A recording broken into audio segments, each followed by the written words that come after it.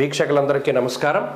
జనవరి నెల 5వ తారీఖు లగాయితూ జనవరి 11వ తారీఖు వరకు ఉండేటువంటి గ్రహగతుల ఆధారంగా ద్వాదశ రాశుల వారికి ఈ వారం ఏ విధమైనటువంటి శుభాశుభ ఫలితాలు కలగబోతున్నాయో ఈ కార్యక్రమం ద్వారా తెలుసుకుందాం. ధనురాశి వారికి సర్వసాధారణమైన గ్రహస్థితులే ఉన్నాయి. ఇందులో పెద్ద చెప్పుకోదగ్గ మార్పులు లేవు, చెప్పుకోదగ్గ ఇబ్బందులు లేవు, చెప్పుకోదగ్గ అనుకూలతలు లేవు.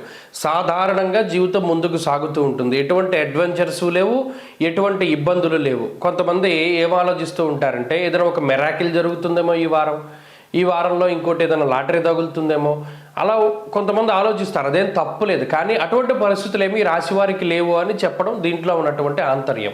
ఏమండి ఎందుకు అది ప్రత్యేకించి చెప్పారు అంటే ఆ ఆలోచనలు వస్తాయి. ప్రత్యేకించి ఈజీగా మనం డబ్బు సంపాదించడానికి లేదా ఏదైనా ఒక అవకాశాన్ని చేజెక్కించుకోవడానికి కష్టపడకుండా, ప్రత్యేకంగా అండర్లైన్ చేసుకోవాల్సింది ఏంటంటే కష్టపడకుండా మీకు ఇష్టమైనటువంటి దాన్ని అచీవ్ చేసుకోవడానికి చాలామంది కలలు కంటారు. ఆ కలలు గండానికి ఈ గ్రహస్థితి ఎక్కువ ఉపయోగపడుతూ ఉంటుంది. అదే డ్రీమ్ ల్యాండ్లో ఉండడం, అంటే ఈ రియల్ వరల్డ్లో కాకుండా డ్రీమ్ ల్యాండ్లో ఎక్కువ ఉంటారు. దానికి కారణం ఈ గ్రహస్థితి. ముఖ్యంగా మాయా కారణమైనటువంటి గ్రహం రాహు. చతుర్థ స్థానమందు రాహు చాలా ఇబ్బంది పెట్టేటువంటి గ్రహంగా మనం చెప్పుకోవచ్చును. ఆయన ఎవరితోనూ కలవనప్పుడు ప్రత్యేకంగా ఇది ఎలా ఉంటుంది అంటే ఎంతసేపు ఒంటరిగా ఉండడానికి, లేదు ఏదైనా దీన్ని ఏమంటారో ఒక గ్యాడ్జెట్కి ఎడిక్ట్ అవ్వడానికి, ప్రపంచానికి దూరంగా మీకంటూ ఏదో ఒక ప్రపంచంలో మీరు ముందుకు నడుస్తూ ఉండడానికి ఈ గ్రహస్థితి ఎక్కువ సహకరిస్తుంది. తృతీయ స్థానం ఎప్పుడైతే శుక్రుడితోటి కూడి ఉన్నటువంటి చంద్రుడితోటి కలిసి ఉన్నటువంటి శనేశ్వరుడి యొక్క స్థితి ఉన్నదో అది ఎక్కువ ఏం చేస్తుంది అంటే ఏదైనా పట్టు విడుపు అంటారు కదా, వీళ్ళకి పట్టే ఉండదు, అంత విడిపే. పోన్లే అయిపోయింది, పోన్లే ఏదో జరిగింది, సరేలే ఎవడో వచ్చి గుద్దేశాడు, పోన్లే చూసుకోకుండా గుద్దాడు, ఈ రకమైనటువంటి పరిస్థితులు ఉంటాయి. ఇది ఎందుకు అని పట్టుకునేటువంటి తత్వం ఉండదు.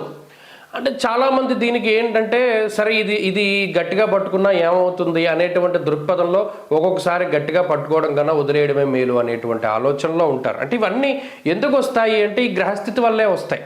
ప్రత్యేకించి ఆరోగ్యపరమైనటువంటి విషయాలను పరిశీలన చేస్తే శారీరక శ్రమ చాలా ఎక్కువగా ఉంటుంది. ముఖ్యంగా మీరు గమనించండి, డీహైడ్రేట్ అవుతూ ఉంటుంది బాడీ, అది వాళ్ళకి తెలియదు. చాలామంది ధనురాశి వారిలో డీహైడ్రేటేషన్ ఎక్కువగా జరుగుతూ ఉంటుంది. అందువల్ల వాళ్ళు ఎక్కువ నీళ్లు తాగాలి. ప్రత్యేకించి ఈ జీర్ణ సంబంధిత సమస్యలు, అంటే ఆహారం తింటాం, ఆకలేస్తుంది, కానీ రెండోసారి తినడానికి ఆకలి రాదే. ఎప్పుడు ఆకలేస్తే అప్పుడు తిందాం అనుకుంటారు, కానీ ఆకలేదు. అలానే నీరసం రాదు. సరే ఇదేదో విచిత్రమైన పరిస్థితి, శీతాకాలం ఎలాగే ఉంటుంది కదా అనుకుంటారు. ఇది కూడా గ్రహస్థితి వల్లే వస్తుంది. కాబట్టి కొన్ని విచిత్రమైన పరిస్థితులు ఉన్నప్పటికీ ఇటు ఆరోగ్యపరమైన సమస్యలు కానీ ఆర్థిక ఇబ్బందులు కానీ ఏమీ లేవు. గత వారాల్లో నడిచినట్టు ఈ వారం జరుగుతూ ఉంటుంది. ఫస్ట్లో చెప్పినట్టు మెరాకిల్స్ ఏమీ ఉండవు.